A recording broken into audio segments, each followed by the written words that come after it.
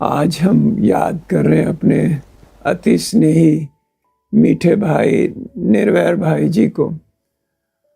मेरे लिए तो उनका व्यक्तित्व ऐसा था, विशाल था। उनकी रॉयल्टी, उनकी डिग्निटी मुझे हमेशा इंस्पायर करती थी।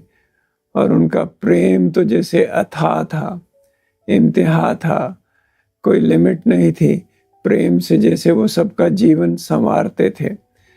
मेरा उनसे पहला परिचय हुआ 1970 में, जब मैं पहली बार मधुबन में आया था।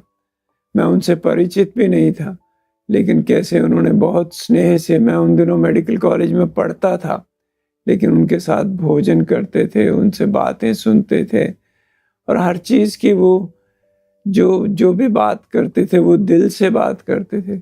उनकी जो शिक्षा देने का तरीका भी ऐसे था कि कैसे हम अपने जीवन को कंडक्ट करें। मैं हॉस्टल में रह रहा था उस समय, लेकिन उनकी प्रेरणाएं, कैसे हम अपनी धारणाओं पर ध्यान दें। फिर तो बरसों का साथ रहा, मैं जब भी मधुबन में आता था। लेकिन जब मैंने 1989 में उनकी बाईपास सर्जरी हुई थी, तो मैंने उनको फ़ोन किया कि उनका स्वास्थ्य लाभ कैसे चल रहा है। तो मुझे याद है, इतने प्यार से उन्होंने मुझे कहा कि हम लोग यहाँ आबू में हॉस्पिटल बनाने वाले हैं और आपको आके हॉस्पिटल मैनेज करना है, आपको आना है। तो मैं उन दिनों में समझा नहीं कि उन्होंने कैसे परखा, कैसे जाना, और मुझे कहा कि आपको आके मैनेज करना है।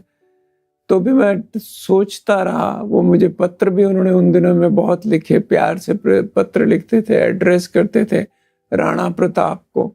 तो मुझे बोलते थे कि आपकी धरनी तो इधर ही, आपको चंडीगढ़ छोड़ के यहाँ आना है। तो प्रेरणा वो ऐसे जीवन में देते थे, ऐसी इररेजिस्टिबल उनकी इंस्पिरेशन होती थी कि कोई ना फॉलो करे वो बहुत मुश्किल हो जाता था। फिर मैंने इरादा किया और फिर मैं यहाँ अगस्त 91 में आया। फिर तो हमारा साथ जैसे अविरल, हर रोज़ मिलते थे, रोज़ में भी कितने बार मिलते थे। मुझे लगता था कि इस व्यक्तित्व में कितनी आकर्षण है। और फिर उनकी रूहानियत, उनका प्रेम, उनका बाबा के प्रति, यज्ञ के प्रति स्नेह, दादियों के प्रति प्यार, वो देखने वाला होता था। कैसे वो अपने आप को चलाते थे, अपने आप को मैनेज करते थे, हर चीज़ को एक्यूरेट करना। हॉस्पिटल का डिज़ाइन हुआ, हॉस्पिटल कंस्ट्रक्शन हुई, तो लगभग मैं मास आता था यहाँ पे। फिर जब बना तो कैसे उन्होंने प्रेरणा देकर हर चीज़ को ध्यान दिया।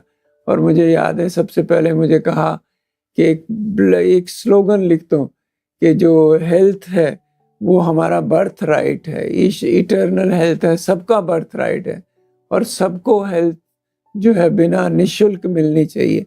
तो शुरू में तो हमने कुछ भी शुल्क नहीं रखा था। लोग आते थे, गांव से लोग आते थे, शहर के लोग भी आते थे। फिर हमने सोचा कि लोग रिकॉर्ड संभाल कर नहीं करते, तो हमने 10 रुपए चार्ज करना शुरू किया। तो मेरा कहने का भाव ये कि उनका जो मानवता के प्रति जो प्रेम था, जब उनकी अपनी बाईपास सर्जरी हुई तो उनको लगा कि मैं तो बॉम्बे पहुंच गया, लेकिन कैसे अनेक भाई बहनें बॉम्बे पहुंचेंगे या उनको कैसे लाभ मिलेगा। तो उनका हमेशा से ये लक्ष्य रहता था कि हमारी जो डायग्नोसिस है वो एक्यूरेट होनी चाहिए, हम एक्यूरेट लोगों को मदद कर सकें। और ख़ास तौर पे वो लोग जिनका कोई भी नहीं है, जिनका कोई सहारा नहीं है, तो हमेशा मुझे प्रेरणा देते रहते। जो भी मिलता था उनके मन में यही लक्ष्य रहता था कि सेवा एक्यूरेट हो, सेवा अच्छी तरह से हो, और सेवा में सबको फ़ायदा मिले। और फिर मेरी तो नर्चर उन्होंने की, मेरी तो पालना उन्होंने ऐसे प्रेम से की। कभी मैं अपसेट भी हो जाता था, मुश्किल आती थी, तो कभी मैं उनको नहीं मिलता तो वो मेरे पास चले आते थे, बैठते थे, समझते थे मेरी डिफ़िकल्टी क्या है, क्या मुश्किल है। बहुत से उतार चढ़ाव आए इन 30-32 सालों में, लेकिन उनकी जो लगन थी और उनकी जो निष्ठा थी कि एक प्रोजेक्ट शुरू किया है, इस प्रोजेक्ट को कैसे सर्व की सेवा के लिए करना, और वो हर एक की विशेषता को पहचानते थे, हर एक को एनकरेज करते थे, प्रोत्साहित करते थे।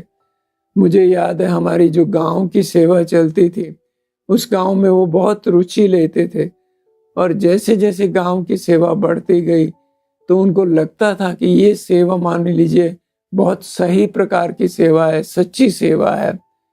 तो डॉक्टर विनय लक्ष्मी जाते थे तो उनको बहुत वो जैसे एनकरेज करते थे।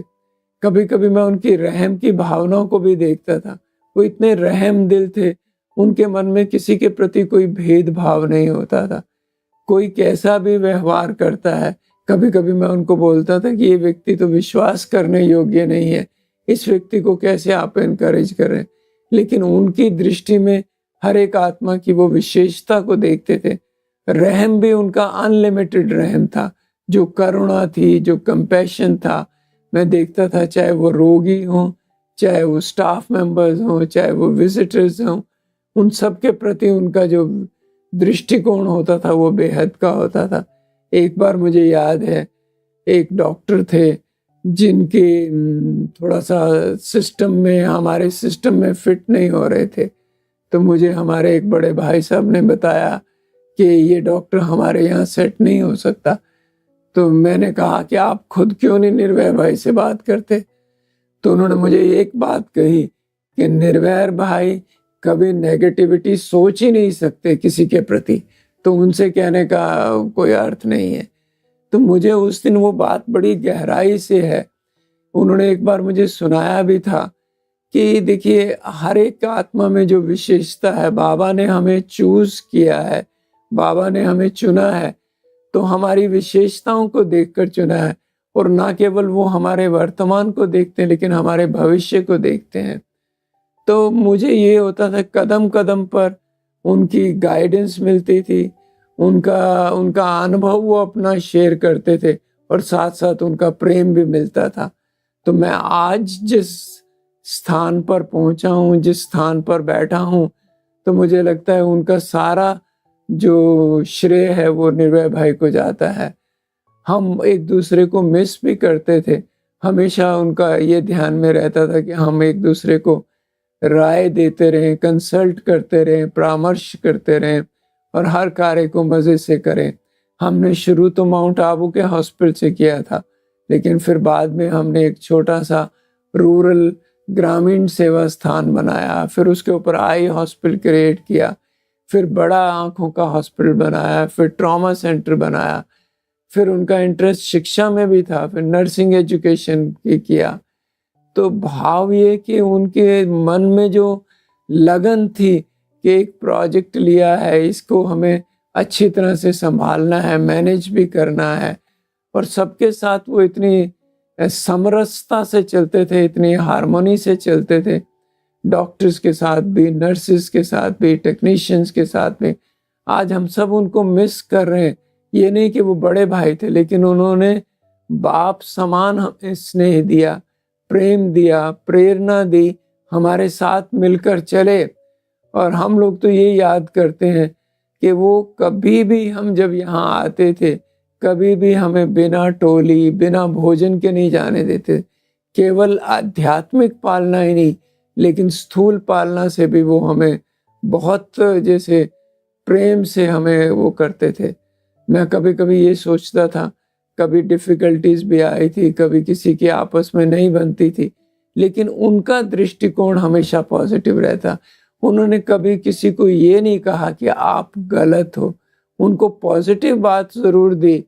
हम, मुझे याद है हमारे ट्रस्ट में भी कभी कोई वो होता था, लेकिन भाई साहब बहुत प्रेम से पॉजिटिविटी को लेके, उनकी पॉजिटिविटी भी रिमार्केबल थी, उनका प्रेम रिमार्केबल था, उनकी विजन रिमार्केबल थी। अभी आजकल उनको ये प्रेरणा थी कि जैसे कोविड में हमारे पास इतने भाई बहन रह गए थे, अब अगर फिर से ऐसी कोई मुश्किल आएगी तो हम क्या करेंगे। तो उनका विचार था कि हमारे पास एक ऐसा हॉस्पिटल होना चाहिए जिसमें विशेषज्ञ हों, कार्डियोलॉजिस्ट हों, न्यूरोलॉजिस्ट हों, गैस्ट्रोएंट्रोलॉजिस्ट हों। वो चाहते थे कि एक स्पेशलिटी हॉस्पिटल बनाया जाए, और उनकी धुन पक्की थी। मैं उनको कहता था कि डॉक्टर्स नहीं मिलेंगे हमें, लेकिन वो कहते थे नहीं, सब कुछ होगा अगर आपका इरादा पक्का है। तो जाने से भी कुछ दिन, ये जब हम लोग अहमदाबाद में गए, तो अहमदाबाद जाने से पहले भी 26 अगस्त को उन्होंने उसका भूमि पूजन किया, और उनको ये था कि ये प्रोजेक्ट जल्दी से जल्दी शुरू हो। कुछ कठिनाइयाँ आ रही हैं, वो आर्किटेक्ट्स के साथ भी बैठते थे, इंजीनियर्स के साथ भी बैठते थे। हमेशा ये सोचते थे कि सब मिलकर कैसे कार्य करें। 3 आर्किटेक्ट्स थे, तीनों की विशेषता को पहचान कर उनको असाइनमेंट देते थे। तो मुझे भी उनसे ये सीखने को मिला कि कैसे सबको साथ लेकर चलना है, कैसे सबकी विशेषता को पहचानना है, विशेषताओं को जानकर और उनको विशेषताओं को यूज़ करना।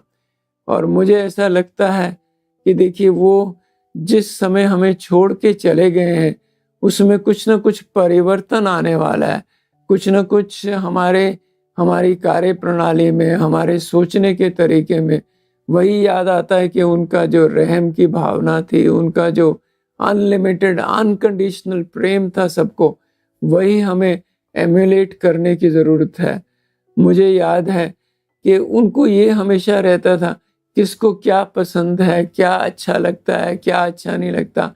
सबकी, चाहे वो बच्चे होते थे, चाहे बड़े होते थे, बच्चों के साथ भी उनका उतना ही स्नेह रहता था और बच्चों के साथ उनकी बात को ध्यान से सुनते थे। मुझे याद है पिछले दिनों मेरे भाई के परिवार से उनके ग्रैंड चिल्ड्रन आए थे। उनसे वो इतना प्रेम से बात कर रहे थे, आध्यात्मिकता की बात करते थे, बच्चों की भी विशेषता को जानने की कोशिश करते थे। हमारे साथ जो काम करने वाले सहयोगी हैं हॉस्पिटल में, वो सब उनको मिस इसलिए कर रहे हैं कि वो सबकी संभाल करते थे। जब आते थे, मुझे याद है कि शुरू-शुरू के दिनों में तो वो रोज़ लगभग हॉस्पिटल में आते थे। लेकिन हॉस्पिटल में नहीं आने से भी जब वो शांतिवन में शिफ्ट हो गए, तब भी उनकी हमेशा सबकी खुश-खैराफ़त पूछते थे। तो मैं ये समझता हूँ उनकी डिग्निटी, उनकी रॉयल्टी जो है और उनका काम करने का तरीका जो था, वो बहुत डिग्निफाइड था और वो डिग्निटी के साथ चलते थे, सबको सम्मान देते थे। कोई भी उनके पास आता था, स्ट्रेंजर भी आता था, तो वो सबको रिस्पेक्ट देकर चलाते थे। तो आज के समय में मुझे लगता है सबको रिस्पेक्ट देना, सम्मान देना, सबकी विशेषताओं को पहचानना और रहमदिल होकर चलना और हमेशा ये सोचना कि हम आगे कैसे बढ़ें, हम अपने जीवन को कैसे विस्तार करें, हमारी स्थिति अच्छी कैसे हो। बीच-बीच में वो रूहानियत की बात करते थे, हमें शेयर करते थे, कैसे सुबह के समय उनका अमृत वेला कितना पावरफुल होता है। और मैंने उनसे ही पिकअप किया कि अमृत वेले के बाद मुरली का अध्ययन जो है उसका क्या सिग्निफिकेंस है, मुरली को हम कितना जल्दी एब्ज़ॉर्ब कर सकते हैं। मुरली पढ़ते भी थे, सुनते भी थे। मुरली मुझे वो भी ये बातें याद आती हैं, कभी भी उनको क्लास करवाने के लिए जाना होता था या कॉन्फ्रेंस में कोई लेक्चर के लिए जाना होता, पहले वो उस दिन की मुरली पढ़ते थे। मुरली पढ़ के ही वो जाते थे। तो मुझे लगता है कि जैसे मुरली उनके लिए इंस्पिरेशन थी और बाबा उनके लिए इंस्पिरेशन था। बाबा के साथ जो उन्होंने समय गुज़ारा, मम्मा के साथ जो समय गुज़ारा, दादी के साथ जो समय उन्होंने गुज़ारा, दादी प्रकाशमणि के साथ, कैसे वो हर दादियों की संभाल, उनकी हेल्थ की संभाल। मुझे याद है जब दादी अस्वस्थ थे, मैं और वो रशिया ट्रैवल कर रहे थे, जब हम वापस आए तो मुझे कहा आप मधुबन जाओ और दिल्ली जैसे हमने लैंड किया, वो सीधा दादी की तबीयत के कारण बॉम्बे चले गए। तो हर दादी के प्रति उनका बहुत स्नेह था। दादी जानकी थी, दादी हृदय मोहिनी थी। तो दादियों से और परिवार से जो उनकी असीमित रिस्पॉन्सिबिलिटी समझते थे। वो कहते थे बाबा ने मुझे ये एक बार किसी व्यक्ति कोई बीमार था तो उसकी रिस्पॉन्सिबिलिटी दी, तब से मुझे मेरे ये जीवन में ये लक्ष्य हो गया कि सबकी संभाल करना, ख़ास तौर पे जब कोई अस्वस्थ हो तो उसकी तबीयत का ध्यान रखना। उसके वो हमेशा ये करते थे, जैसे ही कुछ बात होती थी मुझे फ़ोन करते थे, बनारसी भाई को फ़ोन करते थे और कहते थे इमीडिएटली इस व्यक्ति को अटेंड करो। बहनें हमारी बाहर से सेंटर से आती थी, उनके प्रति भी उनका असीमित स्नेह रहता था। उनकी रूहानियत, उनका स्नेह हमेशा हमें याद रहेगा, हमेशा हमारे मन में ताज़ा रहेगा और हम यही संकल्प करते हैं कि जो उनका मिशन था, उस मिशन को हम संपन्न करेंगे और उस मिशन को अपनी पूरी हिम्मत के साथ, पूरी ताकत के साथ उसको हम पूरा करेंगे।